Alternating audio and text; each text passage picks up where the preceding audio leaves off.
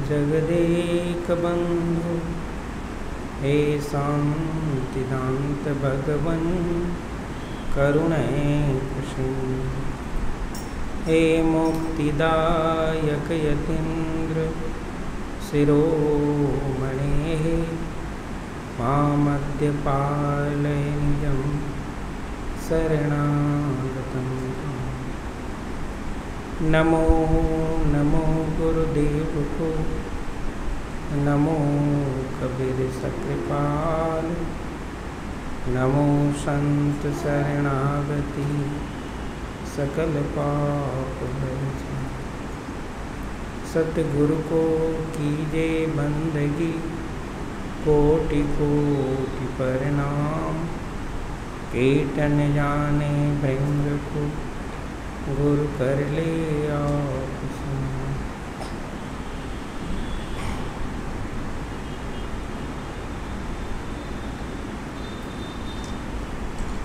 सद्गुरु कबीर साहिब के इस पुण्य धाम में आप सब विराजित संत समाज सुदूर जगह बैठकर इस सत्संग का दर्शन लाभ ले रहे, जूम फेसबुक के माध्यम से सभी संत महंत जिज्ञासुजन भक्त प्रेमीजन, चतुर्मास का यह सत्संग का पुनीत अवसर है। अनेक संसर्ग और भाव से सत्संग का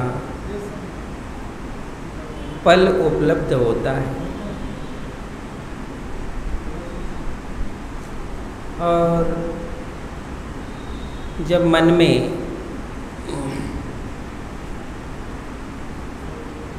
एक उत्तम भाव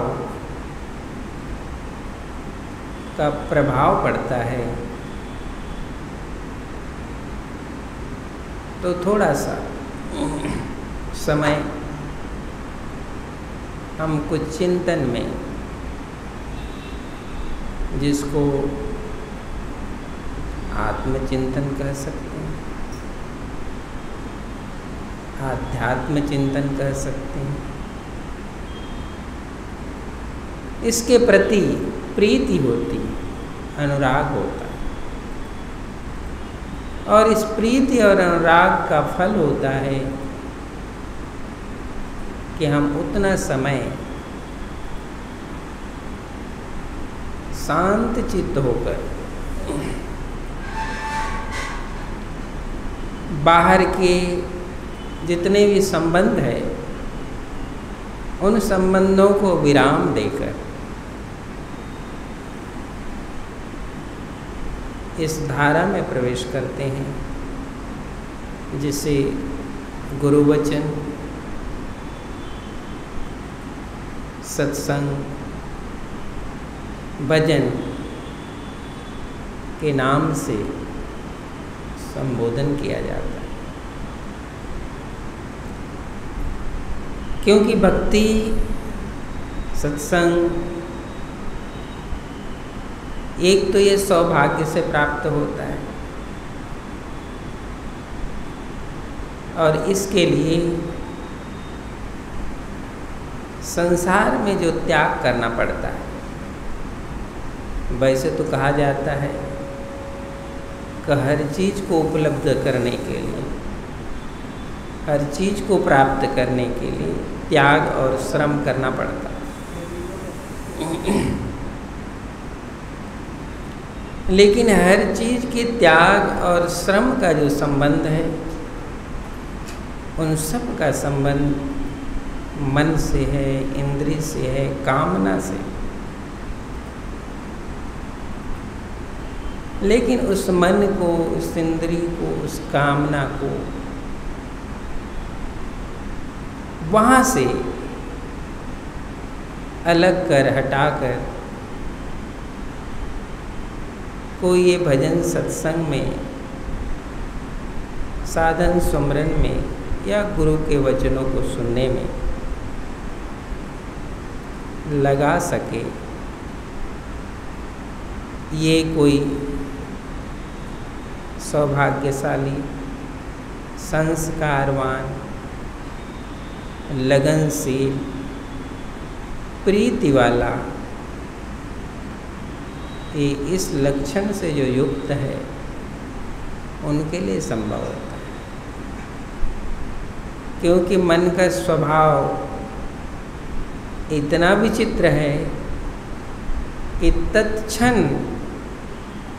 वो भावों को बदल देता है, विचारों को बदल देता है। लेकिन सत्संग साधन में तो भावों को टिका कर रखना पड़ता है, भाव को लगा कर रखना पड़ता है। मन बदलने के क्रम में जाए तो पर भी उस साधन को स्थिर रखना पड़ता है। इसलिए ये जो यात्रा है सत्संग गुरुवाणी का श्रवण करने का, ये एक विशिष्ट से विशिष्ट संकल्पवान जिज्ञासु के लिए उपलब्ध होता है। और जब कोई निमित्त बनता है और निमित्त के कारण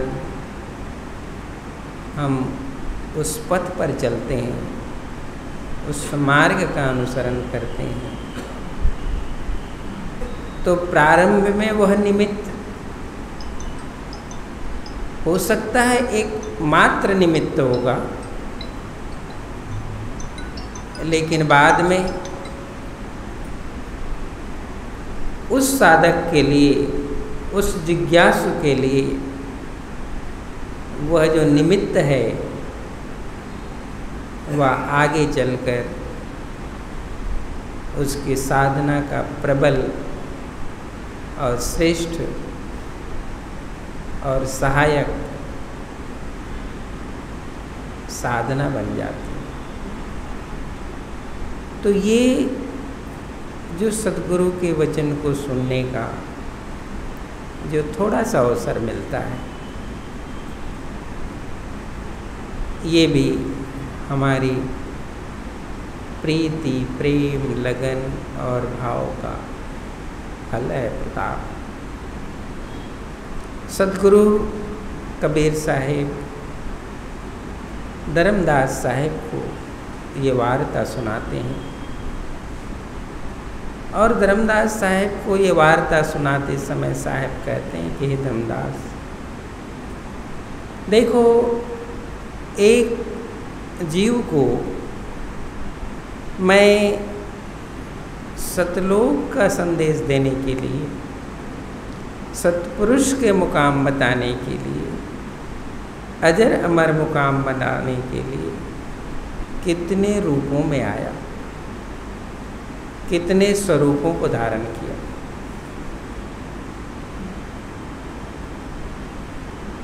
फिर भी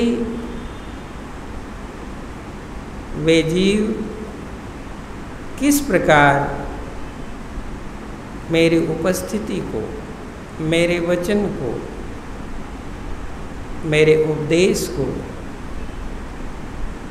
कहाँ तक संभाल पाए, कहाँ तक स्वीकार कर पाए। हो सकता है थोड़ा बहुत स्वीकार किया होगा, वह भी इसलिए स्वीकार किया होगा कि मैं उनके घर बालक रूप में आया, तो उसने इसलिए प्रेम किया होगा, इसलिए अनुराग रखा होगा कि ये हमारे घर का सदस्य है, ये बाल रूप है, उस प्रेम से स्वीकार किया। तो उस प्रेम में व्यवहार है, अपनापन है, जगत का अंश है। ये धर्मदास साहब को साहब बताते हैं। लेकिन धर्मदास उस प्रेम, अनुराग और व्यवहार से उस जीव को ये मुकाम नहीं मिला। ये ध्यान से सुनना, साहब कहते हैं ये ध्यान से सुनना, क्योंकि इतने व्यवहार से व्यवहार चलता है, बंधन कटता नहीं है। इतने व्यवहार से, इतने प्रेम से क्या चलता है? व्यवहार निभाया जाता है, ये बंधन कटता नहीं। और सद्गुरु कबीर साहेब बाल रूप धर के चंदन और उदा के घर आए, जो सुदर्शन के दूसरे तीसरे जन्म के माता पिता। पहले जन्म में तो वो सुदर्शन के माता पिता थे, दूसरे जन्म की कथा कल सुने, आज तीसरे जन्म की आपने कथा सुनी।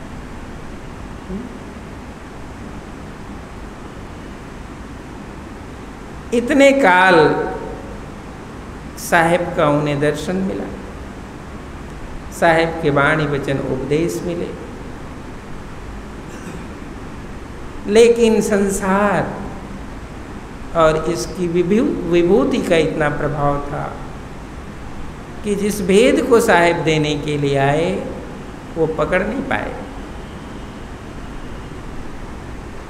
क्योंकि वो बार बार धर्मदास साहब पूछते हैं, साहेब आप पुरुषोत्तमपुरी में जगन्नाथ मंदिर बनाकर कहाँ गए? तो वो धर्मदास साहब को साहब बताते हैं कि धर्मदास, उसके बाद मैं सुदर्शन के माता पिता को सतलोक और अमरलोक का संदेश देने के लिए उनके घरों में आया, लेकिन वे लोग इस मेरे उपदेश की महिमा को नहीं समझे।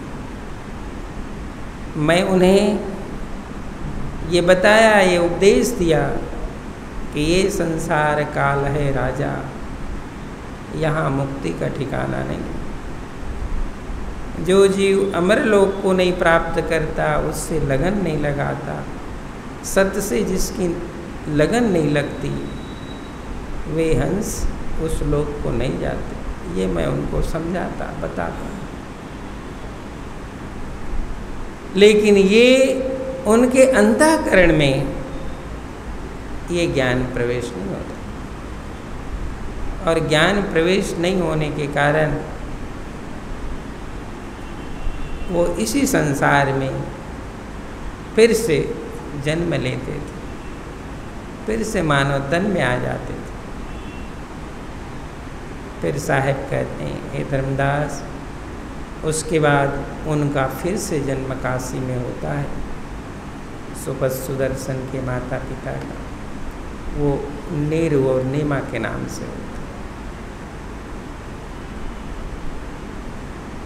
नीरू और नीमा के नाम से साहेब काशी में प्रकट हुए, और उसी सुदर्शन, ये अनुराग सागर में जो प्रसंग है वो यही है कि सुदर्शन के माता पिता का ही इस जन्म में यह शरीर मिला, यह नाम धारण किया, और वहाँ भी मैं बाल रूप में गया। वहाँ भी मैं बाल रूप में उपदेश ज्ञान दिया, लेकिन वहाँ भी मेरे बाहरी रूप को, बाहरी व्यवहार को तो वो समझते थे, जानते थे, लेकिन मेरा भेद वो जानते नहीं थे। मैं जब उससे सत्य का उपदेश देता, अमरलोक का संदेश देता, ये वो उनके हृदय में बैठता नहीं था। और जब तक ये शब्द का ज्ञान नहीं होता, शब्द का साधन नहीं मिलता, और सुरती संसार से हटती नहीं, सद्गुरु के वचन के प्रति प्रीति नहीं होती है, तो ये केवल धर्मदास साहब को उपदेश नहीं है, ये उन सब जीवों को उपदेश है जो इस जगत में मानव शरीर धारण करके आए, और उन सब के लिए उपदेश है जिनको साहेब इस जगत का भी संदेश देते हैं, समझाते हैं जगत क्या है, जगत की कौन सी माया है, जगत की क्या उपासना साधना है, और जगत में ये क्या बंधन है, उसका भी साहेब ने संदेश दिया। और साथ ही साथ साहेब मैं अमरलोक से आया ये संदेश देते रहे बार बार, लेकिन कुछ न कुछ कसमलता तो रही, कुछ न कुछ संसार का प्रभाव रहा, कुछ न कुछ लोक का प्रभाव रहा, जिसके कारण साहेब का रास्ता दिखाई नहीं पड़ता। तो जब रास्ता नहीं दिखाई पड़ते तो साहेब वापस जिस मुकाम से आते थे उसी मुकाम में चले जाते। ये धर्मदास साहेब को साहेब बताते। एक तो यह है, अब इसमें जो श्रेष्ठ तत्व ये है कि ये संसार में जो जीव है, संसार में जो मनुष्य है, उसका संस्कार, उसकी कमाई, उसकी उपासना, उसका लगाव जिस रूप में है उस रूप से जीव निकल करके सद्गुरु के पास नहीं पहुंचता, क्योंकि सद्गुरु का मुकाम अलग है। तो जब तक इस रूप से हट करके वहाँ नहीं पहुँचेगा तब तक सद्गुरु के शब्द से उसकी प्रीति नहीं लगती। इसीलिए मैंने कल कहा कबीर साहिब के मार्ग में दो चीज़ों को ध्यान रखना पड़ता है। एक तो ये है कि उस साधक को ऐसे लगे कि सद्गुरु स्वरूप में जो वचन मुझे मिल रहा है, जो उपदेश मिल रहा है, ये मेरे कल्याण के लिए, पहली शर्त ये, तभी तुम्हारी पूरी चेतना उसमें उस शब्द में स्थिर हो। दूसरा, तुम बाहरी इस साधन से उसमें प्रीति नहीं जोड़ पाते, लगन नहीं जोड़ पाते, तो फिर सद्गुरु के शब्द एक साधन है, उसको ध्यान से, साधन से, सुमरन से तुम पता करो। ये दो उपाय है, ये दो उपाय से ही आप जानोगे। दो उपाय नहीं है तो तीसरा कोई साधन नहीं है उसको जानने। एक तो इस लोक में आकर साहेब कहते हैं कि मैं अमरलोक से आया हूँ और जीवों को सत्य का उपदेश देकर उस लोक में ले जाने आया हूँ। ये तो साहेब वचन से कह रहे हैं। तो जो सुनने वाला हंस है, सुनने वाला जीव है, पहले तो उस वचन को वो स्वीकार कर सकता है कि नहीं, उसके हृदय में वो आता है कि नहीं। हृदय में आएगा तो लगन जुड़ेगी, और नहीं उसको यदि संशय होता है तो वो ध्यान सुमरन से देखे कि सद्गुरु का बताया हुआ मुकाम, इसकी ऊंचाई क्या है, और जिस लोक में हम हैं इस लोक की ऊंचाई क्या है। ये ध्यान सुमरन से देखना, तभी इस मार्ग में पूर्णता मिलेगी। ऐसी पूर्णता नहीं मिलती। कितने कथा प्रवचन सुनते रहो, वो सुनने भर में अच्छा लगेगा, लेकिन पकड़ नहीं पड़ते, वो पकड़ नहीं आते, क्योंकि यही धर्मदास साहब को साहब बताते धर्मदास मैं कितने बार आकर उन जीवों को ये समझाता रहा कि मैं अमर लोक से आया हूँ, मेरा देह नहीं है, मैं विदेह स्वरूप हूँ और सत्पुरुष के मुकाम से मैं आया हूँ और जीवों को अमर लोक ले जाने। साहब कहते कहते कहते कहते उनको समझाते रहे, लेकिन ये कहना उनके पास नहीं पहुँच पाया, तो दूरी रह गई, ये दूरी रह गई, क्योंकि उस दूरी का कोई भी रीजन रहा, लोक की धारणा, लोक की उपासना, लोक की साधना, माया मोह ममता, जो भी कारण रहा हो, लेकिन ये शब्द नहीं पहुंचा। और दूसरा, उसने कभी प्रयास ही नहीं किया कि यदि गुरु कहते हैं तो मैं क्या उसको ध्यान सुमरन से जान सकता हूँ, अनुभव कर सकता हूँ, ये भी नहीं हो पाया। तब दोनों ही नहीं हो पाया तो अब गुरु जी क्या करेंगे? इसलिए साहब वापस सतलोक चले गए।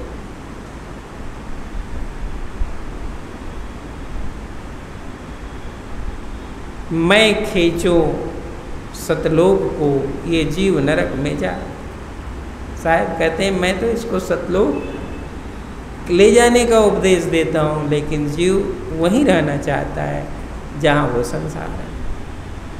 ये धर्मदास साहब को साहब बताते हैं, और धर्मदास साहब के साथ साथ इनको भी बताते हैं जो इस संसार में। तो ये अनुराग सागर का प्रसंग जिसे आप श्रवण करते हैं। बोलो सद्गुरु कबीर साहब की।